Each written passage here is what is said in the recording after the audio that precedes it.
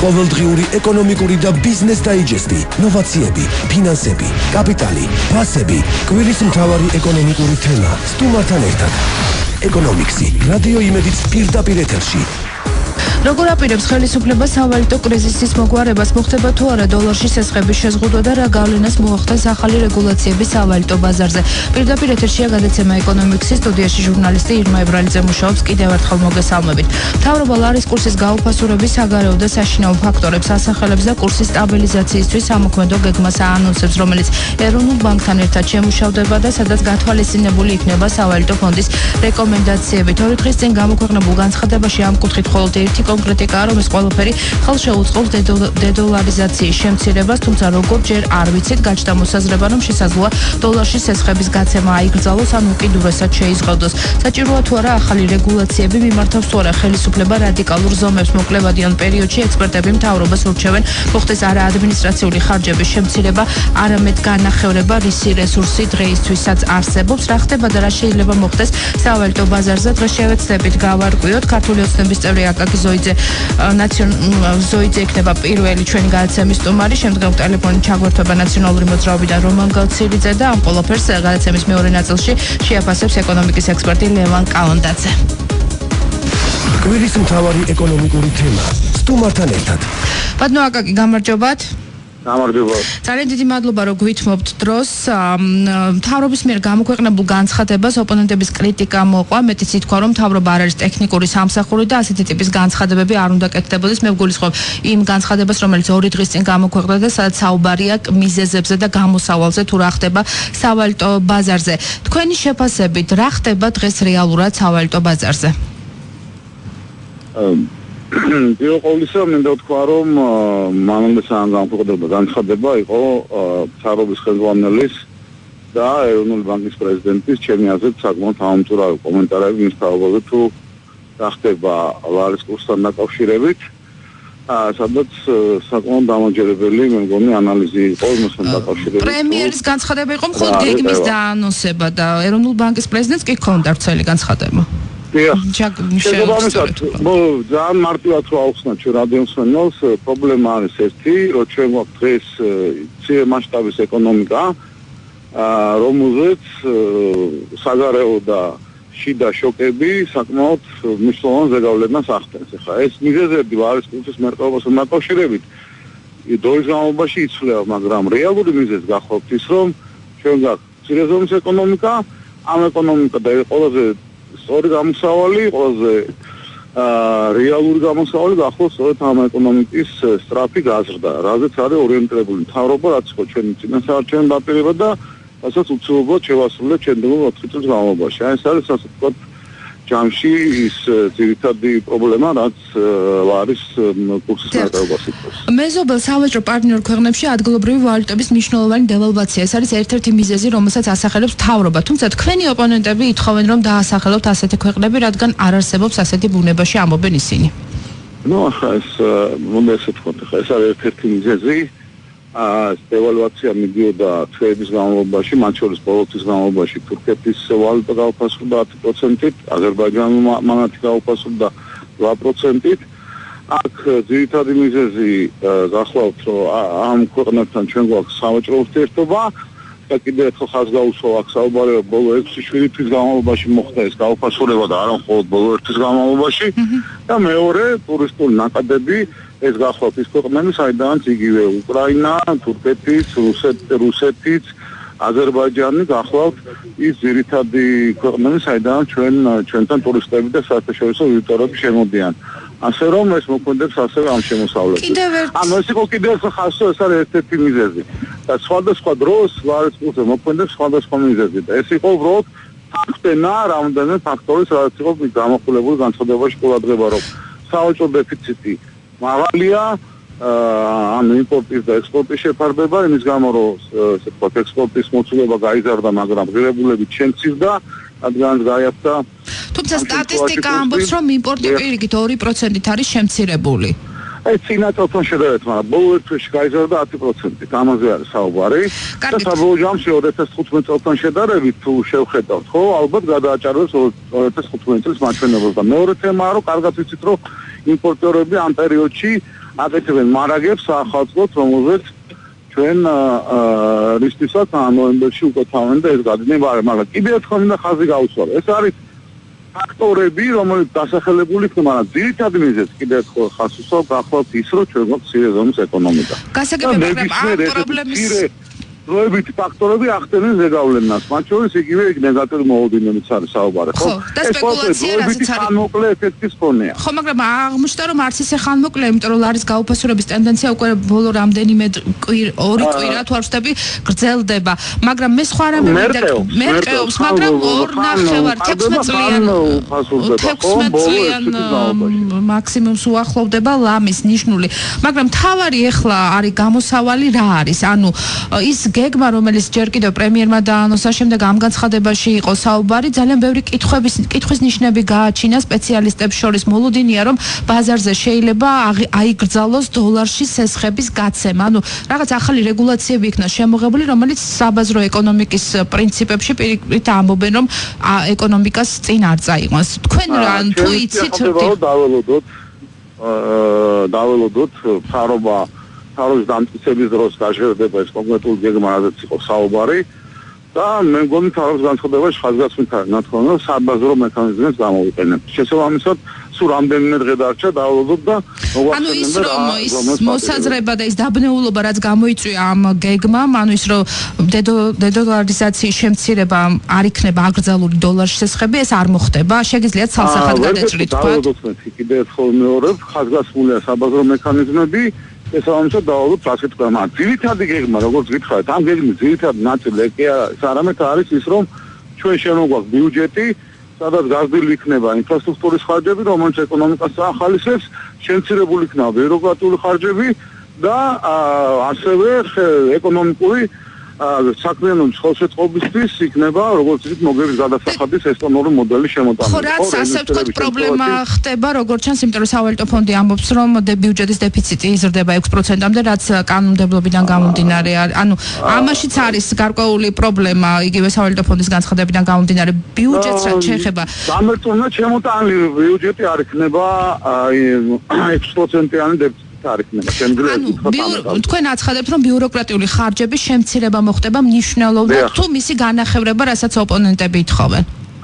თითქოს ახლა ოპონენტები შეიძლება თავის გაუქმებას თვლიანად ითხოვენ, მაგრამ ეს არ მოხდება, იმიტომ რომ რეალურად ამ ბიუროკრატიული ყველას კარგად ესმის, რომ რას ნიშნავს ეს, როგორ არის და გასაგებია სამუშაო ადგილები დაიკარგება, მაგრამ ჩვენ შევქმნით სამუშაო ადგილებს კერძო სექტორში, მაგრამ ესეთი რადიკალური ზონები შეიძლება საბოლოო ჯამში 4 წლის განმავლობაში მივიდეთ მაგმართულებითაც, რადგან ეს პირველი 2017 წლის ბიუჯეტი იქნება იმ ტენდენციის დასაწყისი, რასაც ქვია სწრაფი ეკონომიკური ის ბიუჯეტი და ყოველწლიურად 18-19 იქნება ანალოგიური ტენდენცია. დიდი მადლობა, წარმატებებს გისურვებთ. ქართული ოცნების წევრი აკაკი ზოიძე პასუხობდა ჩვენს კითხვებს და ეხლა ნაციონალური მოძრაობის წევრი რომან გოცირიძეა სატელეფონო ხაზზე. ბატონო რომან, გამარჯობათ. მოგესალმებით. მე არ ვიცი თქვენ მოისმინეთ თუ არა ქართული ოცნების წარმომადგენლის აკაკი ზოიძის განცხადება სავალუტო ბაზარზე მიმდინარე მოვლენებთან დაკავშირებით. უსმენთ თუ მე აქედან გამომდინარე მოკლედ საუბარია იმაზე, რომ ძირითადად საგარეო ფაქტორებით არის გამოწვეული ის, რომ სავალუტო ბაზარზე რაც ხდება დღეს, იმიტომ რომ საქართველოს არის მცირე ზომის ეკონომიკა და ადვილად რეაგირებს სხვადასხვა ქვეყნებში არსებულ ვითარებასა და ასევე გამოსავალი არის დასახელებული ის, რომ ბიუჯეტი მომავალი წლის, რომელიც მალე შევა უკვე პარლამენტში, ხდება ბიუროკრატიული ხარჯების შემცირება. თავდაპირველად სანამ მოვისმენთ თქვენს ასე ვთქვათ შეფასებას მთავრობის მიერ დასახულ გამოსავალზე, მინდა გითხარით რა ხდება დღეს სავალუტო ბაზარზე. სავალუტო ბაზარზე არის უდიდესი მდგომარეობა გამომდინარე ქვეყნის იმ არასწორი ეკონომიკური პოლიტიკიდან, რომელსაც ჩვენ ხედავთ 4 წლის განმავლობაში, ყველაფერი თანდათანობით დაგროვდა და მივიდა იმ შედეგამდე, საიდანაც ფაქტობრივად არის ჩიხი. ყოველთვის გამოსავალს ეძებდნენ რაღაც ფაქტორებში და როგორც ეს იყო საგარეო ფაქტორი, ან დააბრალებდნენ რომელიღაც ქვეყნის ვალუტის გამყარებას. ეხლა ჩათვალეთ წინასაარჩევნოთ, რომ არ შეიძლებოდა შიდა ფაქტორის, ასე ვთქვათ, ზერაიმე აქცენტის გაკეთება, ვინაიდან ეს ნიშნავდა მათი ცუდი მუშაობის შედეგს და განაცხადეს, რომ შიგნით ყველაფერი კარგად არის, ასე ვთქვათ. და მხოლოდ აჟიოტაჟი ითქვა რომ ეს არის აჟიოტაჟი. შიგნით არის ყველაფერი კარგად და ფუნდამენტური. ქვეყანაში ცუდი არაფერი ხდება და აი ფუნდამენტური ფაქტორები არ არსებობს ეკონომიკური ენიდან თუ გადმოვთარგმნოთ ადამიანურ ენაზე, ჩვენთან ყველაფერი კარგია, მაგრამ ცუდი სადღაც ხდება, მაგრამ ის იმდენად სასაცილო იყო საგარეო ფაქტორებზე გადაბალება, ოდესაც მთელ მსოფლიოში ყველაფერი დასტაბილურდა, ავტობის დასიც, აგერ მეზობელ ქვეყნებში ფაქტობრივად კრიზისები არ არის, რომ გადაასწრეთ თქვენს რომ არა, საგარეო ფაქტორი ძალიან კაია. და ამას დამატებული კიდევ უფრო მეტი რომ აი უცხოური გადმორიცხვები ცოტა მოიმატა რაღაც ჩვენი ემიგრანტების ოდნავ რაღაც ექსპორტი გაუმჯობეს და ოდნავ იმპორტი გაუმჯობეს და ამიტომ ეს ყველაფერი არის დროები. თქვენ რა პერიოდზე საუბრობთ ახლა? აი ამ პერიოდზე ბოლო 3 თვე. და 2 დღის წინანდელ განცხადებაზე მინდა კითხოთ, რაც საქართველოს 2 დღის წინანდელი განცხადება ზუსტად აი ამ 3 თვის შედეგების რევიზია უკვე. და ის რომ ქვეყანაში ყველაფერი კარგია, მაგრამ თუნდაც ერთადერთი რაღაც პატარა ხდება, ერთჯერადი ტრანზაქცია TBC ბანკმა იყიდა ერთი ბანკი და ამ TBC ბანკის ერთი ბანკის მეორეს კი რომ რაღაც უცუდი რაღაცა შექმნა, ეს აბსოლუტურად ბლეფია, იმიტომ რომ ერთი $100 მილიონი დავუშვდა TBC ბანკს ამისკიდვა, თავისი დოლარებიც ჰქონდა, ვინაიდან ჩვენი ეკონომიკა დოლარიზებულია და არ მოხდენია ამ ფაქტს გავლენა არანაირი, შეიძლება ერთ-ერთი არ მოხდენია იმის გამო, რომ ეროვნულმა ბანკმა თუ TBC ბანკი ჭირდებოდა 100 მილიონი და ეს 100 მილიონი 3 თვეში უნდა დაეფარა, ეროვნულმა ბანკმა გაყიდა 180 მილიონი. 100 მილიონი გაყიდა მარტო 1-დან 12 ოქტომბრამდე. ამიტომ რაც TBC ბანკმა შეიძლება ბაზარს დააკლო, იმდენი ეროვნულმა ბანკმა შეიტანა. ამიტომ ესეც როდესაც დამთავრდა ეს ტრანზაქცია ეხლა და მაინც მიმდინარეობს გაუფასურება, დააბრუნეს ძველი სიმღერა და ეხლა მთავრობის განცხადებაში რა წერია თურმე. პირველი მიზეზი ისევ თურმე საგარეო ფაქტორი, ვინაიდან ჩვენი მეზობელი ქვეყნების ვალუტები თურმე უფასურდება. კი, მოიყვანეს თურქეთის მაგალითი ამ შემთხვევაში, აზერბაიჯანის ბატონ მაკაკე. თურქეთის სულში ვალუტა უფასურდება რა კავშირშია ჩვენთან. კი ბატონო, თუ თურქეთში ვალუტა უფასურდება, უფრო იაფად იყიდეს ქართველი თურქეთიდან იმას საქონელს ხო, მაგრამ რა დიდი გაიზარდა და იმას საქონელს ბონო რაც იყო ის არის, პირიქით იმპორტი 2% არის შემცირებული. ის რომ დავუშვათ მეზობელ ქვეყნებში სომხეთში აგერ გამყარდა ვალუტა, რუსეთში გამყარდა, უკრაინაში გამყარდა, აზერბაიჯანში ნავთობის ფასები ეცემა. მაშინ თუ გამოვრიცხავთ ბატონო რომან დრო გვაქვს ცოტა და ამიტომ მინდა რომ კონკრეტულად თუ გამოვრიცხავთ საგარეო ფაქტორებს, რაზეც თქვენ საუბრობთ, შიდა რა რჩება, მხოლოდ ბიუჯეტი და ეკონომიკური პოლიტიკა. ბიუჯეტი არ არის მხოლოდ და ეს ბიუჯეტი 4 წლის განმავლობაში იყო პარაზიტული ბიუჯეტი, რომელიც იჯდა ძველი ხელისუფლების ნაშთებზე, მილიარდ ნახევარი დაუტოვა ძველმა ხელისუფლებამ. პირველი წელს 600 მილიონი აიღეს და დახარჯეს ხურათესვაში და ჯანდაცვის პროგრამაში, მეორე წელს ისევ ნაშთებიდან გააგრძელეს ხარჯვა და აიღეს შეავალი, მესამე წელს შარშან აიღეს $600 მილიონი კომერციული ბანკებიდან შედავალი, წელს აიღეს 200 მილიონი და ეს არ არის საკმარისი და კიდე დაუმატეს 180 მილიონი და ამას დამატებული საგარეო ვალებით მოიყვანეს აქამდე და ამ ვალების ეკონომიკამ ფაქტობრივად მისცა, ასე ვთქვათ, ის გაჩერდა. ამიტომ ბრალი არის ის, რომ საქართველოში დაწამინოს ისეთი ეკონომიკური პოლიტიკა, რომელმაც შექმნა ნახინჯი ბიუჯეტი თავისთავად, ბიუჯეტიდან არასწორი ხარჯები, ათასნაირი ხმათ, ესვა რაღაცა საწყავი არხები, აწარმოეს საქართველოს სტარტაპები. არაფერმა შედეგი არ თქვენ რა მოლოდინი გაქვთ, რა გეგმა შეიძლება დადოს მთავრობამ, რომ გეგმა არის ეს, რაც დადეს ის, რომ შეფასება არის დიაგნოზი აბსოლუტურად არასწორი, რომ თუ ბრალია, რომ სადღაც სომხეთში თუ არის. მაგრამ ეს გეგმა ჯერ არ ვიცით დეტალები. ეხლა ითქვა, რომ მას შემდეგ იქნება წარმოქმნილი, როცა მთავრობას წარადგენს პრემიერ-მინისტრი პარლამენტში. გეგმის კონტურები არის ის, რომ ეს შეფასება არასწორია, ხო ვთქვით, რომ მეზეზი ყოფილა ამ ეს გარე ფაქტორები პლუს რომელიღაც ჯგუფების აზრი. აბა წაიკითხოთ რა ჯგუფები ვინ არის, იცით რომლებიც ლარზე საუბრობს, თქვენ ახაც ახლა. თქვენ ხარ დამნაშავე რომ ლარზე მასაუბრობთ მე. და თურმე რაღაც ჯგუფები ქმნიან უარყოფით მოლოდინს. თუ ჩვენ სიტყვას ანუ ძალიან მძნობიარია ლარი და თითო მისი დავშოთ ხშირად ხსენება ეს ხუმრობით რომ ვთქვათ იწვევს მის გაუფასურებას. ხო, მაგრამ თუ ლარის გაუფასურებას ჩემი სიტყვები იწვევს და ლარს მთავრობის სიტყვები არ ამყარებს, მაშინ ადგილი უნდა შეიცვალოს მოლოდინებთან დაკავშირებით, ანუ მეტნაკლებად თქვენც იზიარებთ ხო რაღაც აჟიოტაჟური მომენტი არის ხო ბაზარზე?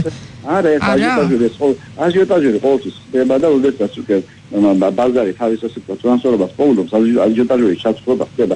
ეხლა თქვენ გონიათ რომ ლარი 2.40-დან 50-მდე აჟიოტაჟური წავიდა აჟიოტაჟი მოკიარტები და რამე ელემენტარულად ბაზარზე სჭირდება დოლარი სუბიექტებს ბანკებს და მის კლიენტებს ეს დოლარი ბაზარზე მოთხოვნა არის უფრო მეტი დოლარის ვიდრე ელემენტარულად ესე მაგრამ დავანებოთ ამასთან მე მაინტერესებს თქვენი მოსაზრება გაჩნდა ესეთი მას შემდეგ რაც ეს მიმართვა გამოქვეყნდა მოსაზრება რომ შესაძლოა მთავრობამ შემოიღოს ახალი რეგულაციები და დოლარში სესხის გაცემა შეზღუდოს ან აკრძალოს შეიძლება მსგავსი რამ მოხდეს? კი, რაღაცას აპირებენ ძალიან დიდი სისულელია, გამოსავალს ხედავენ ორ რამეში, ერთი არის კარგი ისინი ამბობენ რომ იქნება ბიუჯეტი, ჯანსაღი და ნახოთ როგორც იქნა. ხო, შემცირება ბიუროკრატიულ ხარჯებს. მაგრამ ჩვენ ამას ვეუბნებოდით ყოველ წელიწადს, ყოველთვის, მაგრამ ჩვენი ნაწყამით კი არ აკეთებენ ამას.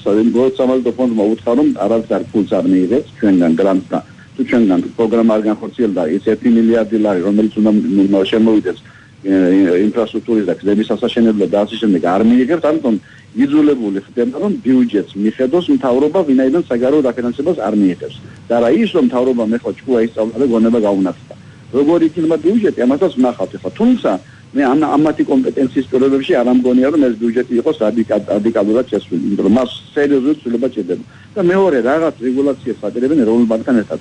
საქართველოს დამოუკიდებლობიდან დღემდე საქართველოს ეკონომიკა ვითარდებოდა და საბანკო სისტემა ძლიერდებოდა და არ ყოფილა არც ერთი ბანკის გაკოტრება ბოლო 25 წლის განმავლობაში იმის გამო რომ იყო საქართველოში ჯანსაღი რეგულირება და თავისუფალი ასე ვთქვათ დერეგულირებული ბაზარი. ლარი 95 წლიდან შემოღების დღიდან გაუფასურდა მხოლოდ ორჯერ. ერთხელ შევარდნაძის დროს 1998 წელს როდესაც იგი ორს გადაწყდა და შემდეგ უკვე ისე ერთ დარვაში და ასე ვთქვათ დარეგულირდა როდესაც რუსეთის კრიზისმა გადაიარა ერთხელ 98-ში და მეორეჯერ უკვე ზედიზედ 13 წელია უფასურდება ამ ხელისუფლების დროს. 95 წლიდან 22 წლის განმავლობაში ლარი მხარი იყო გარდა ამ ხელისუფლების ხელში. არავითარი სპეციალური რეგულირება არ ყოფილა. დედოლარიზაციის წინააღმდეგ რომ მაშინ რეალობაც ხო სხვანაირი იყო ბატონო რომან. როგორ ნაციონალური მოძრაობის დროს, როდესაც 2000 წელს ომი იყო და მანამ იყო კიდე 1000 წელი. ხო, მაშინ ამბობენ რომ ხელოვნურად იყო დაჭერილი ლარის კურსი. ნუ ვისაც ხელოვნურად ამბობს, მაგას ხელოვნური ტვინი აქვს. შეიძლება 10 წელი დაიჭიროს ამ მთავრობამ ხელოვნურად. რატო არ იჭერენ? აგერ აქვს 2.8 მილიარდი ლარი აქვს უცხოური ვალუტის რეზერვები. როდესაც მე რომ ბანკის პრეზიდენტი ვიყავი, რეზერვები იყო 180 მილიონი დოლარი. ეხლა არის 2.8 მილიარდი დოლარი. მე რომ ეროვნული ბანკის პრეზიდენტი ვიყავი, ლარი 1 დოლარი უდიდა 1.55 ლარს. ანუ აქ საუბარი კი არის ეკონომიკა როგორ იზრდება, ან დაუშვათ როგორ არის სხვადასხვა პარამეტრები. აქ ლაპარაკია მოთხოვნა მიწოდებაზე. ლარი და ფასები არის მონეტარული. ანუ არანაირი რეგულაცია არ უნდა მოხდეს ამ კუთხით ბაზარზე, იქნება დამაგრებელი ეკონომიკა. როგორც კი დაიწყებენ რეგულაციას, რომ მოდით დოლარში სესხი არ გავცეთ, ლარში უფრო მეტი სესხი გავცეთ, ან ნორმატივებით, ან იძულებით. ხო, მაგრამ ხო შეიძლება წახალისება იყოს დაუშვათ ლარში. ეხლა დღეს არის პირიქით, დოლარში აღებული სესხი არის სესხის პროცენტი არის უფრო დაბალი, ვიდრე ლარში. პირიქით რომ მოხდეს, ხო არის შესაძლებელი, რომ დაუშვათ ლარში. წახალისება. ყოველგვარ წახალისებას ხვდეთ ვიღაცა ჩათვლის რომ საჭირო არის ლარში ამდენი პროცენტი იყოს ან იმაში ამდენი და შეიძლება ვინც უთინო ხალხი რომელიც თავრობაში ზის შევლად არ აიყვანდი არცეთ. და რომელ ადამიანს შეუძლია დღეს ბაზარზე უკეთესად დაადგინოს ლარში და დოლარში გაცემული სესხი 100% განაკვეთს. ანუ ეს გრძელი ჯაჭვის ის რაგვარია ფინანსოვანისა. ახლა დაждდება ხადური, ფუმციშვილი, პედიკაშვილი და ეს ბიჭი რა ქვია. გლენეტაძე 4 კაცი და იცი და მოდი წავახალისოთ. ლარში სესხები ამაზე მეტი პროცენტი არ უნდა იყოს, ხოლო დოლარში ამაზე მეტი. და ამ 4 ადამიანმა უნდა უკეთესად იცის საქართველოს ბაზარში მიგდენი პროცესები. ახალისება კი არა, გათავისუფლება ჭირდება. ბაზარზე დგინდება ყველაფერი და სწორედ აი ამ ბაზრის, აი ამ პრინციპულმა და ინტერესების დაცვამ გამოიწვია ის, რომ საქართველოს ბანკის სისტემა არის მხარი. არანაირი რეგულაცია. თქვენი მოლოდინი როგორია? პროგნოზის გაკეთება მესმის რომ ძალიან რთულია, მაგრამ მაინც უახლოეს მოკლევადიან პერიოდში გეკითხებით. როგორი მთავრობაც იქნება, როგორც ჩანს ამ მთავრობის შესვლას არ აპირებენ ხადურის გაშვებას და პირიქით უფრო მაღალ ხელფასიანთა ამდობაზე გადაყვანას ალბათ კინიზაში უშვებენ. ანუ ხელისუფლებაში ხდება გადაადგილება საშუალოსნების გუნდი, რომლებიც ახლა შევეჩვიეთ სახელმწიფო თორე 3 წლის წინ კაცოებს ეს ადამიანი მინისტრი იქნებოდა და გაგეცინებოდა. სადის და სად მინისტრი. ახლა ნებისმიერ ადამიანს ერთი წელი მინისტრია ტელევიზიით ვეჩვევი და გონია რაღაცა იცის. სამაშენწე და რა ვიყვანდი ამ მინისტრს. საკადრო შემადგენლობა. ამიტომ ამადგან მე დიდ არაფერს ვერ ველოდები, მაგრამ ეს გამოჩნდება უახლოეს მომავალშიც პარლამენტში გექნება თქვენ დებატების საშუალება, მე იმედი მაქვს და საინტერესო იქნება უკვე პარლამენტში გადაინაცვლებს ეს პროცესი უკვე უახლოეს მომავალში. წარმატებებს გისურვებთ. რომან გოცირიძე, ნაციონალური მოძრაობის ერთ-ერთი ლიდერი საუბრობდა ჩვენს ეთერში. რამდენიმე წუთში ხა გადაცემაში რეკლამა იქნება, შემდეგ დავბრუნდებით პირდაპირ ეთერში და უკვე ამ ყველაფერს შევაფასებთ ეკონომიკის ექსპერტთან ლევან კალანდაძესთან. ყოველ სამუშაო დღეს რადიო იმედი წარმოგიდგენთ გადაცემას ეკონომიქსი. ყოველდღიური ეკონომიკური და ბიზნეს დაიჯესტი, ნოვაციები, ფინანსები, კაპიტალი, ნავთობის ფასები, მთავარი ეკონომიკური მოვლენებისა და თემების განხილვა 11 საათსა და 35 წუთზე, 16 საათსა და 15 წუთზე, ხუთშაბათს 13 საათსა და 10 წუთზე, პირდაპირ ეთერი სტუმართან ერთად. ყოველ სამუშაო დღეს ეკონომიქსი, ყველაფერი ბიზნესსა და ეკონომიკაზე, რადიო იმედის ეთერში. კვირის მთავარი ეკონომიკური თემა, სტუმართან ერთად. ჩვენ ისევ პირდაპირ ეთერში ვართ, შეგახსენებთ, რომ ეთერშია გადაცემა ეკონომიქსის, სტუდიაში ჟურნალისტი ირმა ებრალიძე მუშაობს. ჩვენ საუბრობთ იმაზე, თუ რა ხდება სავალუტო ბაზარზე და რას აპირებს ხელისუფლება, როგორ აპირებს სავალუტო კრიზისის მოგვარებას. გადაცემის პირველ ნაწილში ჩვენ კითხვებს უპასუხა ქართული ოცნებიდან აკაკი ზოიძემ და ნაციონალური მოძრაობიდან რომან გოცირიძემ. განსხვავებულია მათი მოსაზრებები, როგორც ცნობილია, მთავრობა ლარის კურსის გაუფასურების საგარეო და საშინაო ფაქტორებს ასახელებს და კურსის სტაბილიზაციისთვის ამოქმედო გეგმას ანონსებს, რომელიც ეროვნულ ბანკთან ერთად შემუშავდებოდა, სადაც გათვალისწინებული იქნება სავალუტო ფონდის რეკომენდაციებით. ორი დღის წინ გამოქვეყნებულ განცხადებაში ამ კუთხით მხოლოდ ერთი კონკრეტიკაა, რომ ეს ყველაფერი ხელს შეუწყობს დედოლარიზაციის შემცირებას, თუმცა როგორც ჯერ არ ვიცით, გაჩნდა მოსაზრება, რომ შესაძლოა დოლარში ცესხების გაცემა აიკრძალოს ან უკიდურესად შეიზღუდოს, საჭიროა თუ არა ახალი რეგულაციები და მიმართავს თუ არა ხელისუფლება რადიკალურ ზომებს. ქართული ოცნების წევრი აკაკი ზოიძე აცხადებს, რომ დაველოდოთ რამდენიმე დღეში გახდება ეს ახალი გეგმა ცნობილი და მანამდე მას არ სურს ამ თემაზე უფრო მეტი კონკრეტიკა, რაც შეეხება იმ მოსაზრებას, რომ შესაძლებელია თუ არა რომ დოლარში გაცემული ცესხები შეიზღუდოს ან საერთოდ აიკრძალოს. ამასთან დაკავშირებით ნაციონალური მოძრაობის წევრის რომან გოცირიძის პოზიცია არის რადიკალურად უარყოფითი და აცხადებს, რომ აღნიშნული რეგულაციები ხელს შეუშლის, შეუძლებელია რომ ეს ბაზარზე ამ კუთხით ნორმალური ვითარება განვითარდეს. ჩვენ ახლა ეს ყველაფერი შეგვიძლია შევაფასოთ უკვე შევაჯამოთ ეკონომიკის ექსპერტთან ლევან კალანდაძესთან ერთად. ბატონო ლევან, გამარჯობათ.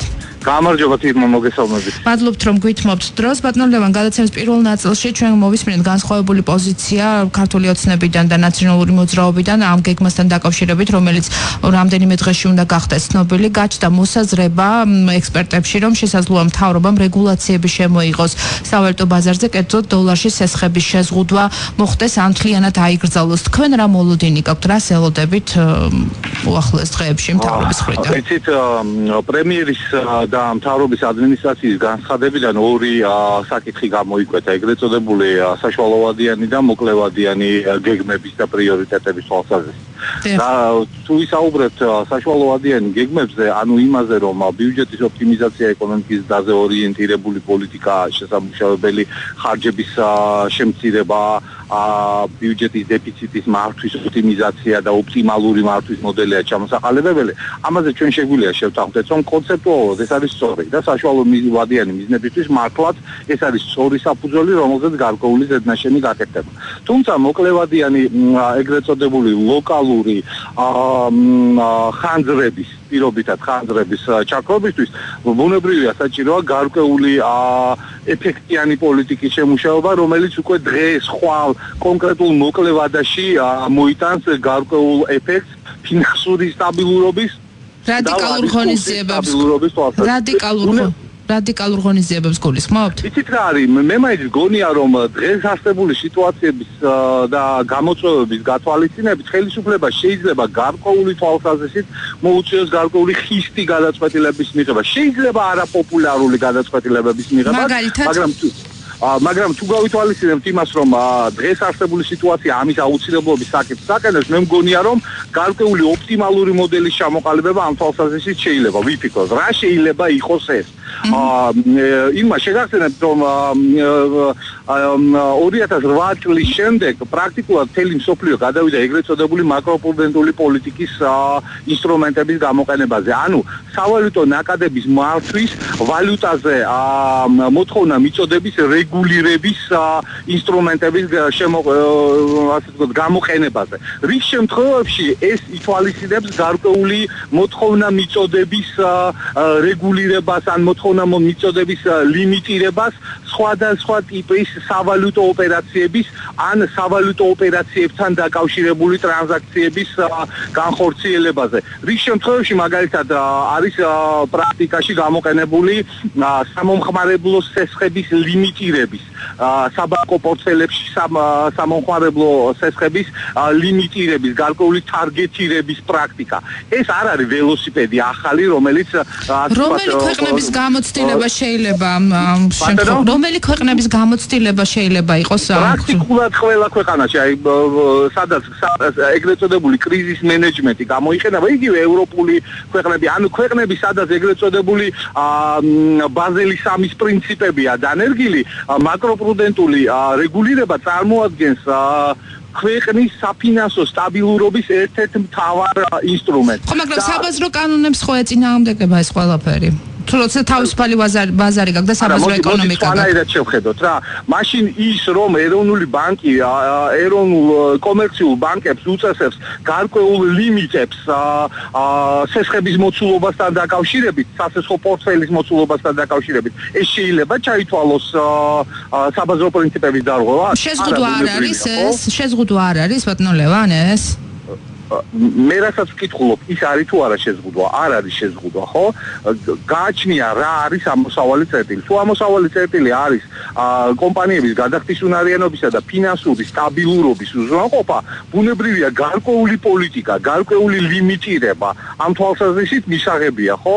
იმიტომ რომ საბოლოო ჯამში ფინანსური სტაბილურობა არ არის მხოლოდ სახელმწიფოს ინტერესი. ეს ფინანსური სტაბილურობა არის თავად კომერციული ბანკების ინტერესი, ხო? იმიტომ რომ შემთხვევაში კომერციული ბანკებისთვის საშუალოვადიან და გრძელვადიან პერსპექტივაში რისკები დანაკარგებისა მნიშვნელოვნად იზრდება. ამიტომ იმისთვის რომ ოპტიმალური გახდეს ქვეყანაში ფინანსური სტაბილურობის საკითხი, მათ შორის კურსთან დაკავშირებული თემები, გარკვეული რეგულაციებს პერიოდულად სახელმწიფოები მიმართავენ.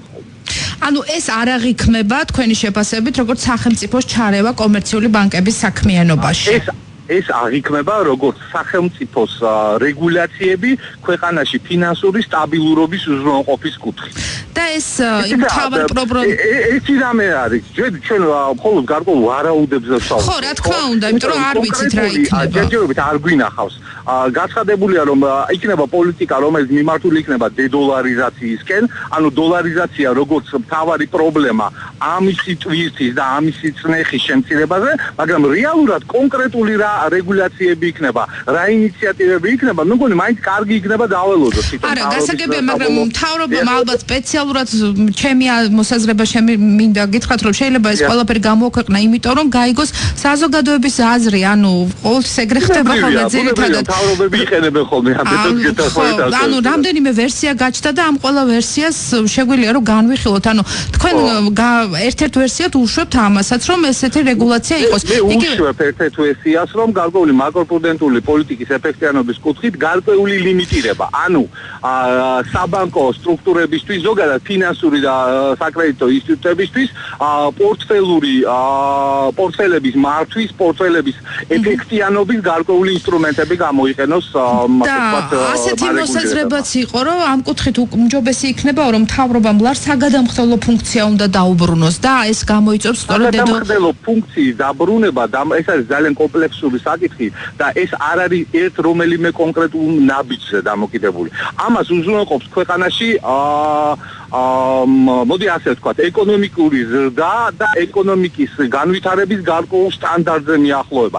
თავისთავად ხო ვერაფერს ვერ გააკეთებს სახელმწიფო რომ ლარის მაგალითად დაგროვებითი ფუნქციის აღდგენა მოახდინოს, ხო? ანუ რაღაცი იმპერატიული მოთხოვნა ხო არ შეიძლება რაღაცა ამის საფუძველი იყოს. ამის საფუძველი არის ეს არის შედეგი ეკონომიკური ასე ვთქვათ განვითარებისა და ეკონომიკის ზრდაზე ორიენტირებული პოლიტიკისა. გარკვეული დროის შემდეგ.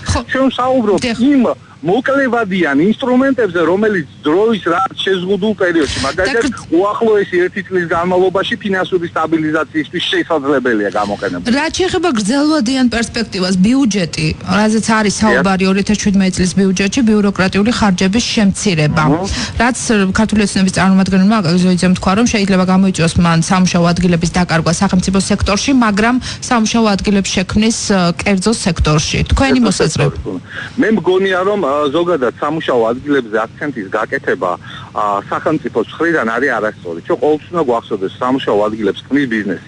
ანუ პოლიტიკა უნდა იყოს პრობიზნესური და ბიზნესის განვითარებაზე ორიენტირებული.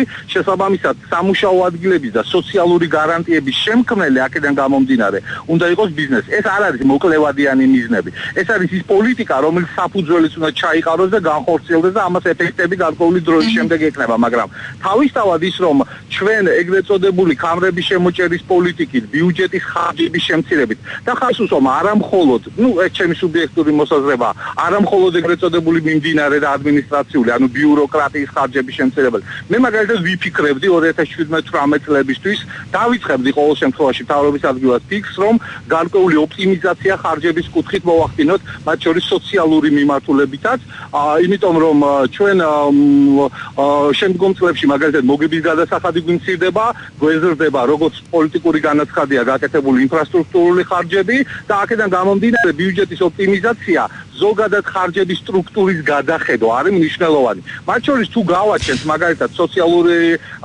შინაარსის და მიმართულების ხარჯებში გარკვეული მიზნობრიობის კომპონენტი, ეს შეიძლება იყოს უშუალოდ თავად სოციალური ხარჯი და ჯანდაცვის ხარჯები. მე ვფიქრობ, რომ ბიუჯეტის ხარჯეფექტიანობის ხარისხის ამაღლების კუთხით უფრო უკეთეს სურათს მივიღებთ. ანუ კომპლექსურად არის ბუნებრივი ამის ადგილ, მაგრამ კონცეპტუალურად ხარჯების შესამცირებელი გვაქვს და ინფრასტრუქტურის ხარჯები გასაზრდელი გვაქვს. ანუ ეკონომიკის დაზე ორიენტირებული ხარჯები და ეკონომიკის დაზე ორიენტირებული პოლიტიკა გასაზრდელი გვაქვს, ეს ფაქტია.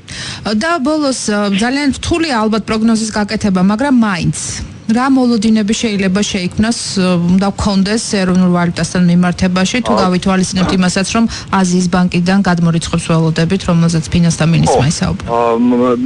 აქ ერთი საკითხია. იანვრის შემდეგ პროგნოზები მნიშვნელოვნად დამოკიდებული იქნება, ანუ 2017 წლის პროგნოზები მნიშვნელოვნად დამოკიდებული იქნება იმ ინიციატივების ეფექტიანობაზე და რაციონალურობაზე, რასაც თავად ეროვნული ბანკი და მთავრობის ეკონომიკური გუნდი შემოგთავაზეს. ეგრეთ წოდებული დოლარის რეჟიმში ვართ ისე. რაც შეეხება იანვრამდე პოლიტიკა. მე მოლოდინები მაქვს პოზიტიური რამდენიმე ობიექტური ფაქტორის გათვალისწინებით. ერთი შესახებ თქვენ თვითონვე აღნიშნეთ, რომ გარკვეული ფინანსური ტრანშები, რომელზეც ჩვენ ჩამორჩენა ჰქონდა წლის განმავლობაში, წლის ბოლომდე უნდა შემოვიდეს, რაც მნიშვნელოვნად შეასუსტებს დოლარს და გაზის ლარზე მოთხოვნას. მეორე ფაქტორი უკავშირდება წინასაარჩევნო სეზონურ ფაქტორს, როგორც მოგეხსენება დეკემბერში იზრდება მოხმარება, ანუ მოქალაქეების მიერ სტანდარტულ თვეებთან შედარებით უფრო მეტი პროდუქტის შეძენა ხორციელდება, ანუ ლარზდება მოთხოვნა და კიდევ მესამე ფაქტორი სავადოების თემა, კომერციულ ორგანიზაციებს უძღვებათ სავადოების გადახდის ვალდებულება ბიუჯეტისადმი და ესეც გარკვეულწილად აკორექტირებს მოთხოვნას ლარზე დადებითი კუთხით. აქედან გამომდინარე, მე მგონია, რომ ლარის სტაბილურობის თემა დეკემბერში მიღწეული იქნება, ანუ ლარის სტაბილურობა უზრუნველყოფილი იქნება, როგორც მინიმუმ. გამყარებაზე ჯერჯერობით ვერ ვისაუბრებთ, იმიტომ რომ საბოლოო ჯამში მაინც სავალუტო ნაკადების მოცულობაზე იქნება ეს დამოკიდებული. აი რაც შეეხება იანვრის შემდეგ პერიოდში, ხოლო მას შემდეგ ვისაუბრებთ, რაც კონკრეტული ინიციატივების დედოლარიზაციის. დაველოდოთ, საინტერესოა რა გიგოს დადევს უკვე ახალი თუ განახლებული ხელისუფლება გამოჩნდება ეს უახლოეს მომავალში. ახალი მთავრობა, ახალი ინიციატივების წარდგება საზოგადოების წიედაში და სავარაუდოდ უფრო მეტი დასკვნის, უფრო სწორი დიაგნოზის გაკეთება. კითხაობის პერიოდი მორჩება და უკვე მე რეალურად გადავალთ. დიდი მადლობა ეკონომიკის ექსპერტი ლევან კალანდაძე პასუხობდა ჩვენ შეკითხვებს. დაველოდოთ, რა გეგმას დადევს მთავრობა უახლოეს მომავალში. მე კიდევ ერთხელ შეგახსენებთ, რომ ხვალ უნდა დასახელდეს მთავრობის განახლებული შემადგენლობა, ხვალვე გაიმართება მეცხრე მოწვევის პარლამენტის პირველი სხდომა და სავარაუდოდ უკვე იმ კვირიდან პარლამენტში დაიწყება განხილვები სამთავრობო პროგრამასთან დაკავშირებით, ასევე ბიუჯეტთან მიმართებაში. ასეთი იყო ამ კვირის მთავარი ეკონომიკური თემა. მომავალ ხუთშაბათს ამ სტუდიაში სხვა თემით და სხვა სტუმრებით დავბრუნდებით. მადლობა ყურადღებისთვის. ყოველდღიური ეკონომიკური და ბიზნეს დაიჯესტი, ნოვაციები, ფინანსები, კაპიტალი, ფასები, კვირის მთავარი ეკონომიკური თემა სტუმართან ერთად. ეკონომიქსი, რადიო იმედიც პირდაპირ ეთერში